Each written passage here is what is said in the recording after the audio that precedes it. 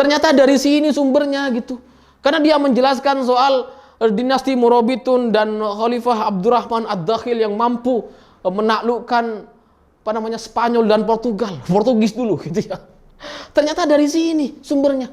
Dan di akhir tulisan dia juga menyimpulkan bahwa pertemuan antara Maroko dengan Portugal, katanya, ini bisa menjadi pintu masuk bagi Cristiano Ronaldo atau CR7 untuk jadi mu'allaf.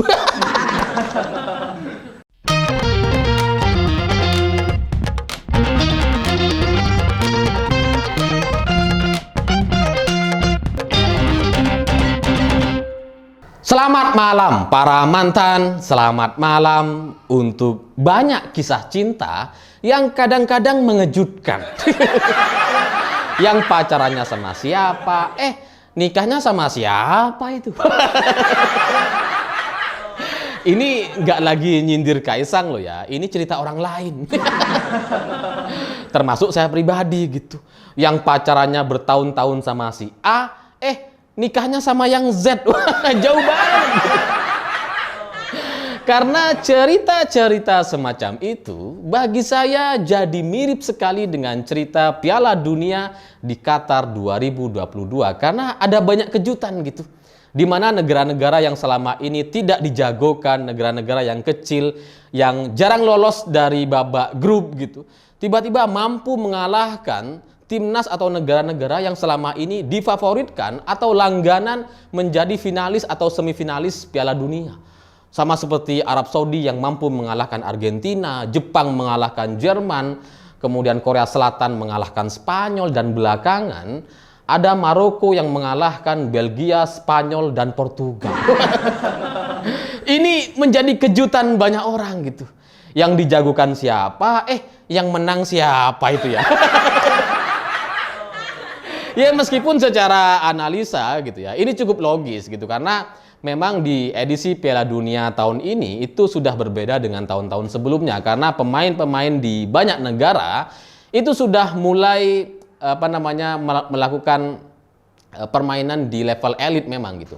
Banyak yang merantau dari Korea Selatan, Jepang, termasuk dari Indonesia juga beberapa pemain kita itu merantau, meskipun itu mainnya masih belum di liga top Eropa gitu. Dan karena komposisi yang lebih merata inilah kemudian potensi mereka untuk bisa menang melawan timnas yang selama ini punya sejarah panjang di Piala Dunia itu jadi masuk akal gitu. Seperti misalkan Korea Selatan, dia punya Son di Tottenham dan kemudian Kim Min-jae di Napoli, sehingga ketika Korea Selatan bisa menang lawan Spanyol gitu, ya cukup masuk akal, biasa aja lah, wong sebelumnya di edisi 2018 mereka bisa mengalahkan Jerman kok gitu.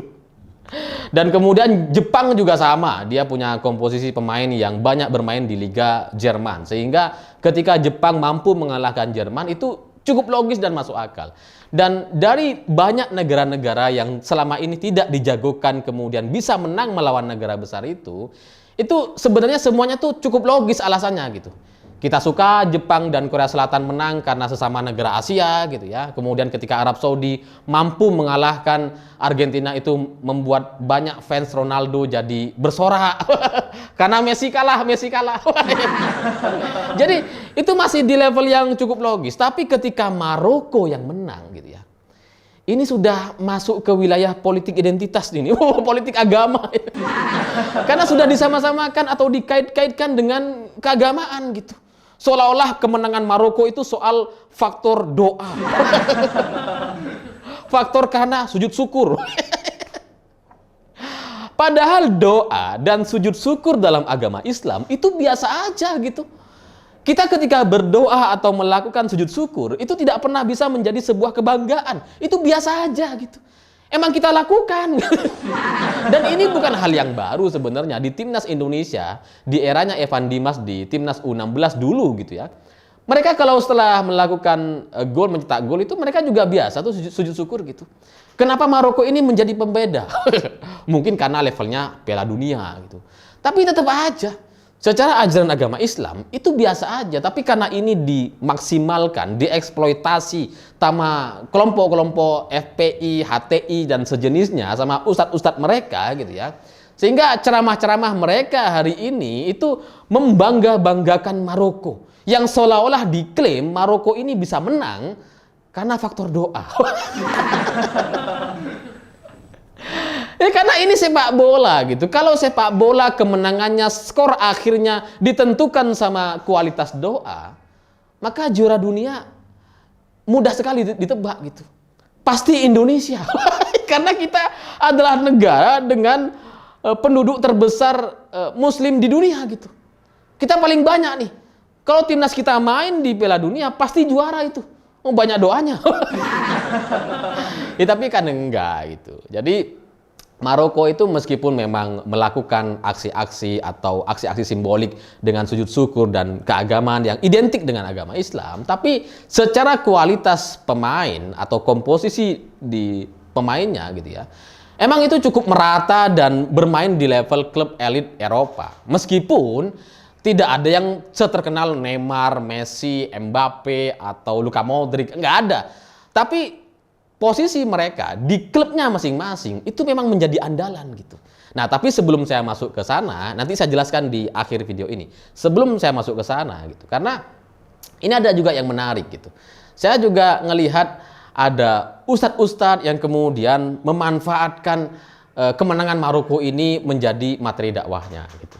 Karena saya yakin akhirnya gitu ya, kalau Maroko ini bisa menjadi juara dunia nanti gitu ya. Ya semoga enggak lah.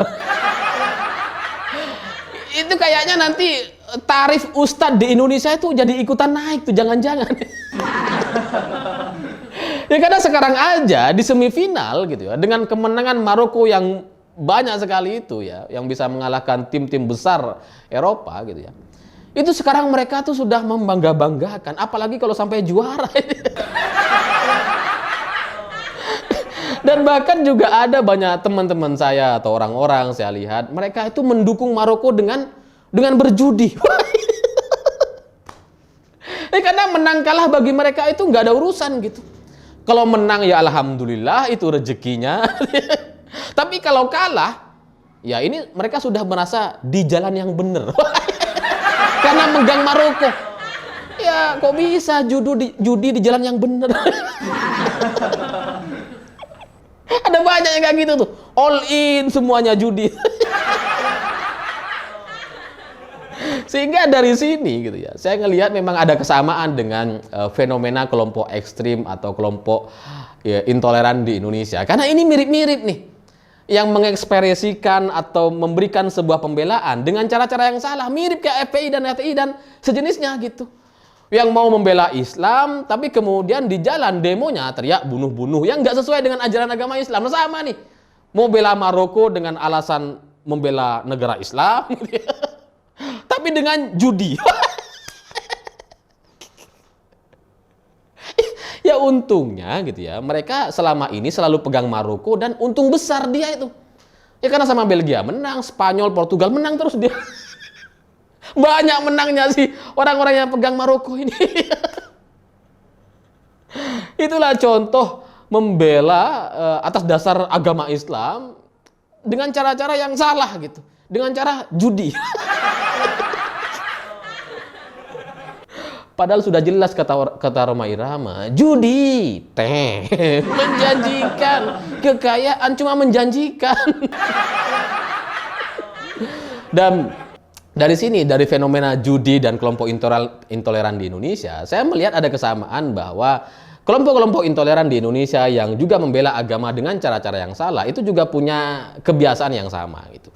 Mereka ini adalah kelompok orang yang mungkin secara ibadah itu nggak terlalu, spiritual juga nggak terlalu, kadang juga sholat masih bolong-bolong, jarang doa, jarang ngaji gitu ya. Bahkan nggak pernah ngaji mungkin gitu ya. Bahkan banyak orang yang ngajinya secara mengaji Al-Qur'annya itu masih nggak lancar gitu. Tapi ketika ulama ustadznya atau ada orang yang berpendapat berbeda dengan dia dari sisi keagamaan atau membahas soal ajaran agama Islam, wah dia langsung berada di barisan terdepan itu, membela agama, membela ulama. Padahal sholatnya, ibadahnya, yang lain-lain yaitu masih bolong-bolong. Tapi sudah berada di barisan paling depan, seolah-olah paling membela agama. Itu mirip lah seperti orang-orang yang pegang Maroko dan judi. Mendukung kok dengan judi. Gimana? Ya, tapi saya setuju gitu bahwa kemenangan Maroko di Piala Dunia tahun 2022 ini memang mengejutkan banyak orang. Meskipun gitu ya, secara dasar gitu, secara dasarnya ini soal sepak bola saja, soal kualitas pemain, strategi dan komposisi yang dimiliki. Sama sekali bukan soal sejarah, keagamaan atau bahkan kemudian ada juga yang mengait-ngaitkan dengan kekhilafahan gitu. Karena ada orang yang menulis gitu bahwa katanya ini seperti cerita Abdurrahman Ad-Dakhil yang mampu menaklukkan Spanyol dan Portugal. Atau sama seperti dinasti Murabitun katanya. Padahal itu nggak ada hubungannya gitu. Itu sejarah iya gitu. Tapi para pemain dari Maroko hari ini bermain melawan timnas Portugal dan Spanyol, itu saya yakin mereka nggak ada dalam bayang-bayang kekhalifahan gitu. Yang merasa mereka ketika adu penalti itu sedang membela ajaran agama Islam. Enggak gitu. Mereka sedang bermain bola aja. Dan secara pemain, secara gaya hidup, sebenarnya mereka ini cukup santai gitu. Pemain-pemain di Maroko itu Islamnya sebenarnya Islam yang santai gitu. Lihat aja supporternya, ada yang nggak kerudungan, kalau ataupun ada orang ya nggak ada yang pakai cadar gitu, biasa aja mereka. Dan kemudian penampilan pendamping atau istrinya atau pacarnya para pemain di Maroko ini juga tampil dengan baju-baju yang selama ini tuh kalau itu ada di Indonesia itu bisa di-sweeping sama FPI itu. Jadi secara gaya hidup mereka ini tidak sesuai dengan FPI, HTI atau orang-orang yang sekarang sedang membangga-banggakan Maroko. Itu sebenarnya berbeda sama sekali gitu. Cuma klaimnya itu diklaim sama kelompok mereka. Seolah-olah kemenangan Maroko ini bagian dari kejayaan agama Islam. Padahal sepak bola loh. Bahkan gara-gara ini gitu, gara-gara beredar banyak tulisan soal kemenangan Maroko yang dikait-kaitkan dengan khilafah, saya jadi cari tahu sebenarnya ini sumbernya dari mana sih gitu ya. Sampai akhirnya saya tertuju kepada website PKS ID resmi gitu ya, blognya. Itu ternyata ada tulisan dari salah satu kader PKS yang namanya Gufron Aziz Fuadi, yang dulu juga di akun Instagramnya dia pernah posting foto ikut 212 di Monas berjemur dia. Ternyata dari sini sumbernya gitu. Karena dia menjelaskan soal dinasti Murabitun dan Khalifah Abdurrahman Ad-Dakhil yang mampu menaklukkan Spanyol dan Portugis dulu gitu ya. Ternyata dari sini sumbernya. Dan di akhir tulisan dia juga menyimpulkan bahwa pertemuan antara Maroko dengan Portugal katanya ini bisa menjadi pintu masuk bagi Cristiano Ronaldo atau CR7 untuk jadi mu'allaf. Apa hubungannya gitu? Ya masa gara-gara Ronaldo kalah sama Maroko terus kemudian dia jadi masuk Islam sih? Ini apa-apaan ini? Lawang juara dunia selama beberapa tahun terakhir ini gitu ya. Entah itu Jerman, Italia, Prancis gitu. Ketika mereka juara, kan nggak pernah kemudian tiba-tiba ada perpindahan agama yang besar gara-gara satu negara menang Piala Dunia. Jadi kalau Gufron Aziz Fuadi ini berimajinasi bahwa Maroko ketika mampu mengalahkan Portugal itu bisa menjadi pintu masuk bagi Cristiano Ronaldo untuk jadi mu'allaf. Ini imajinasi yang apa? Yang nggak masuk akal sama sekali gitu. Karena ini urusan sepak bola, bukan agama gitu. Dan seperti yang saya janjikan di awal video ini, saya ingin juga meluruskan soal kemenangan Maroko ini ke jalan yang benar gitu, bahwa mereka ini menang memang karena usaha, karena kualitas pemain mereka, dan karena memang strategi yang diterapkan itu berhasil di lapangan. Soal doa iya gitu, dalam Islam kita harus berdoa iya, tapi kemenangan kita, kesuksesan kita itu tidak hanya soal doa, selalu ada unsur ikhtiarnya. Kalau ini nggak sesuai, kalau cuma mengandalkan doa gitu ya, ya nggak bisa uang tiba-tiba turun dari langit, nggak bisa. Kita harus berusaha gitu. Nah, Maroko gitu ya, ini supaya clear kita semua gitu, supaya kemenangan Maroko ini tidak dikerdilkan oleh kelompok-kelompok tertentu dan hanya fokus kepada masalah agama gitu ya. Ini saya mau jelaskan soal pemain-pemain di Maroko itu yang memang juga berkualitas gitu. Karena kalau kita mau bandingkan timnas Maroko dengan yang lain gitu, dengan Kroasia, Prancis, Belanda, Jerman dan yang lain-lain gitu ya. Ini cukup setara gitu. Meskipun di Maroko ini memang tidak ada satu nama yang populer gitu. Nggak kayak Kroasia yang punya Luka Modric, nggak kayak Brazil yang punya Neymar, atau di Argentina yang punya Messi, atau di Prancis yang punya Mbappe dan Giroud gitu ya. Memang nggak ada yang terkenal di di Maroko ini. Tapi pemain-pemainnya itu dari mulai kiper sampai back, gelandang dan striker itu memang adalah pemain-pemain yang selama ini selalu menjadi starter di banyak klub elit Eropa. Ya meskipun sekali lagi gitu ya, mereka nggak terlalu banyak dibicarakan karena kita itu kan biasanya dengar pemain bagus itu ya strikernya aja gitu atau gelandangnya. Kalau back itu ya jarang sekali lah, ada tapi jarang gitu, lebih banyak kepada striker. Itulah kenapa pemenang Ballon d'Or itu selalu striker atau penyerang gitu. Jadi saya coba bacakan deh daftar pemain dari Maroko. Hakim Ziyech. Hakim Ziyech ini striker di Chelsea gitu. Memang tidak selalu menjadi starter, tapi sudah beberapa kali, setidaknya 4 kali mencetak gol untuk Chelsea.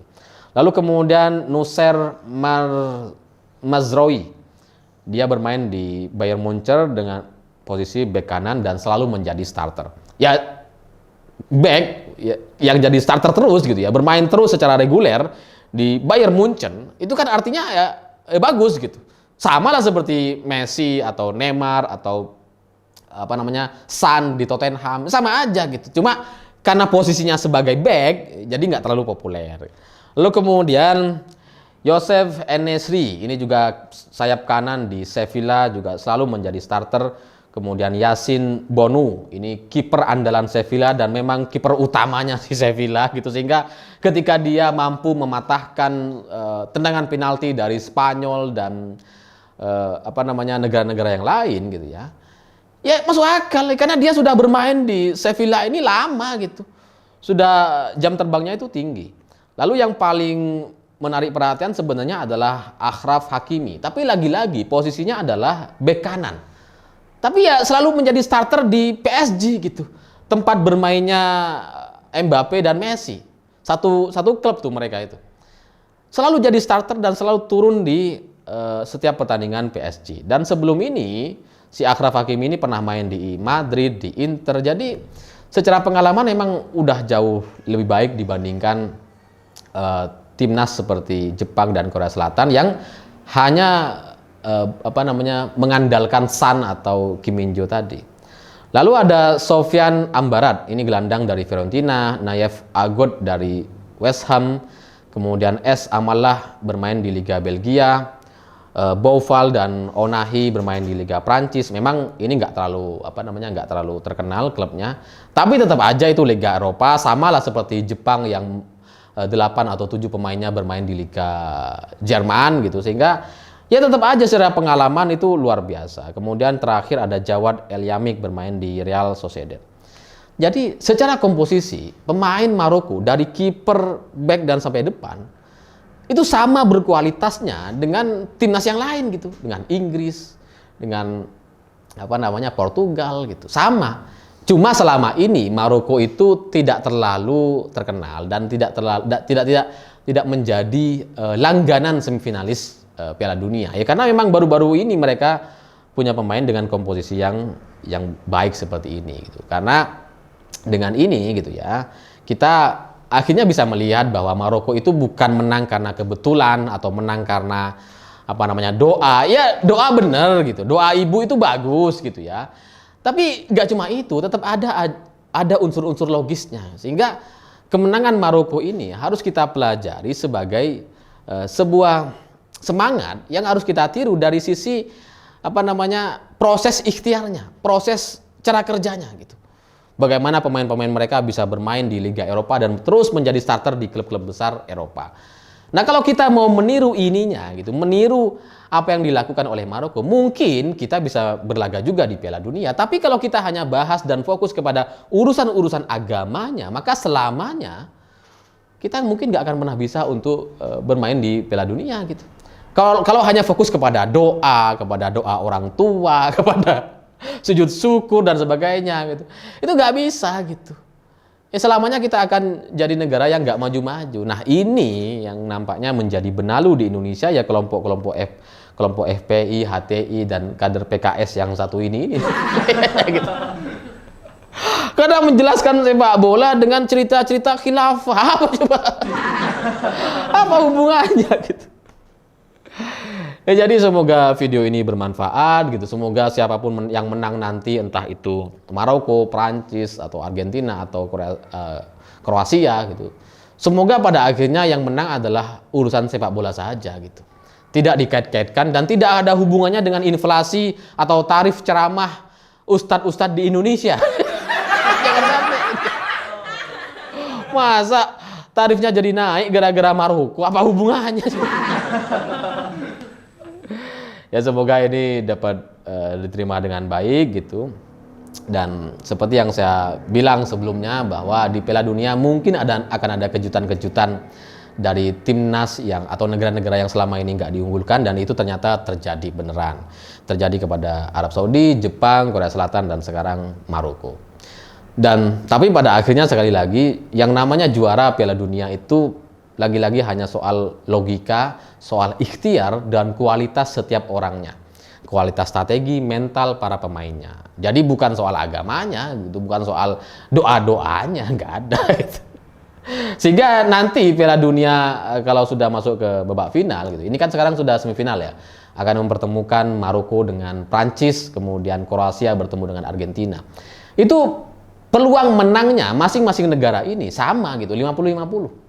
Jadi nggak pernah ada yang negara yang lebih unggul, misalkan Prancis lebih unggul dengan Maroko, enggak gitu. Secara komposisi pemain dari kiper sampai depan bisa dibilang kedua negara punya kans yang sama. Sehingga kemenangan, siapapun yang menang nanti, sekali lagi ini bukan soal urusan doa atau agama, ini soal kualitas para pemainnya. Dan ini sepak bola, bukan agama. Jadi cukup di politik saja yang dipolitisasi sebagai politisasi agama gitu. Jangan sepak bola juga. Kalau di politik aja kita udah jengah gitu dengan politisasi agama, apalagi sepak bola. Tapi ya itulah kelompok gadun-gadunista yang selalu menjadi beban negara, selalu menjadi benalu di Indonesia, yang selalu menghalang-halangi kemajuan bangsa Indonesia. Semoga ke depan kita menjadi lebih baik dan benalu-benalu ini mampu kita berantas. Saya pikir itu. Terima kasih sudah menonton. Begitulah kura-kura.